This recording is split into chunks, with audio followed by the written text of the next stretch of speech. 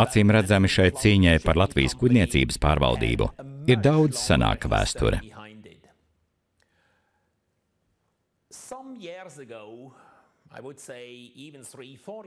Pirms dažiem, pat 3 vai 4 gadiem, es kritizēju to, ka Vitol, kā lielākais Ventspils naftas akcionārs, nekad nerūpējās par to un nekad nevienu neiecēla Latvijas kuģniecības valdē un padomē. Kāpēc tas tā bija? Visu laiku esmu teicis, ka pastāvēja slepena vienošanās starp Aivara Lemberga grupu un Vitol. Viņiem bija slepena vienošanās, kur Vitol bija zināmas komerciālas intereses Ventspils naftā, bet viņi nelikās zinis par Latvijas kuģniecību. Šķiet, ka dažos pēdējos mēnešos stāvoklis bija mainījies. Vitol spēcīgi cīnījās par pārmaiņu ieviešanu Latvijas kuģniecības valdē un padomē.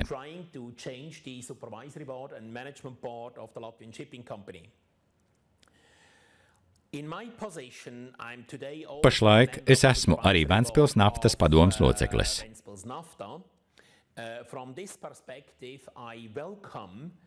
Un šajā aspektā es priecājos par šīm pārmaiņām, jo uzskatu par nenormālu stāvokli, kad Latvijas kuģniecību vada cilvēku grupa, kas nav saistīta ar vairākumu akcionāriem un nav vairākumu akcionāru filiāle.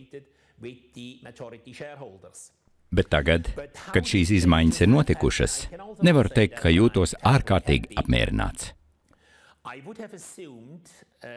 Es pieņemu, ka vadībai, kuru kontrolē Vitol, būtu vajadzējis apspriest ar mani iespējamo rīcību attiecībā uz Latvijas kuģniecību. Nekas tam līdzīgs nav noticis. Es esmu Latvijas naftas tranzīta 39% Ventspils naftas akciju turētājs, padomes priekšsēdētājs.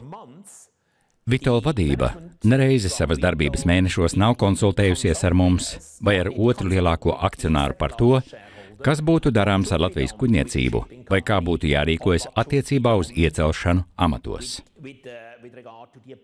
Tāpēc es nevaru teikt, ka Vitol būtu apspriedies ar mani, kaut gan es esmu Ventspils naftas padomē. Tādējādi šķiet, ka Vitol rīkojas pilnīgi patstāvīgi.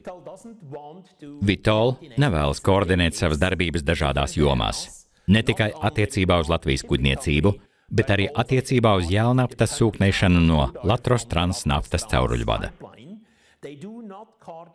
Viņi nesaskaņo savu rīcību ar saviem akcionāriem. Mans iespējas vienkārši ir šāds. Vitol ir vienalga, ko citi akcionāri domā, tas iet savu ceļu, un tam ir jāuzņemas atbildība par savu rīcību. Ir dažādas jomas, kas tiks izskatītas rūpīgāk nākotnē, un es uzskatu, ka mūs gaida vairākas problēmas un sarežģīta situācija.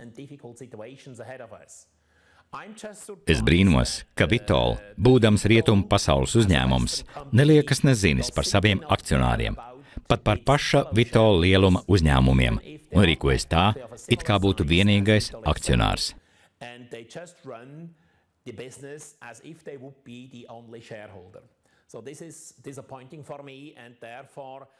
Esmu vīlies, lai gan atzinīgi novērtēju izmaiņas, kas notika Latvijas kuģniecības vadībā.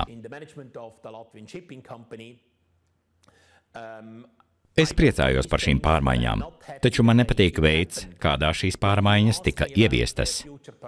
Attiecībā uz Latvijas kuģniecības nākotnes izredzēm es varu teikt, ka šī uzņēmuma finanšu stāvoklis ir neiedomājami sarežģīts. To radījusi iepriekšējā vadība. Es pilnībā piekrītu Vitol, bet man nekad nav bijušas apspriedzes ar Vitol, ne arī kopīgas diskusijas attiecībā uz to, kā šis uzņēmums būtu vislabāk jāvada. Mums ir labas idejas, taču šķiet, ka lielākais akcionārs neinteresējas par otra akcionāra domām.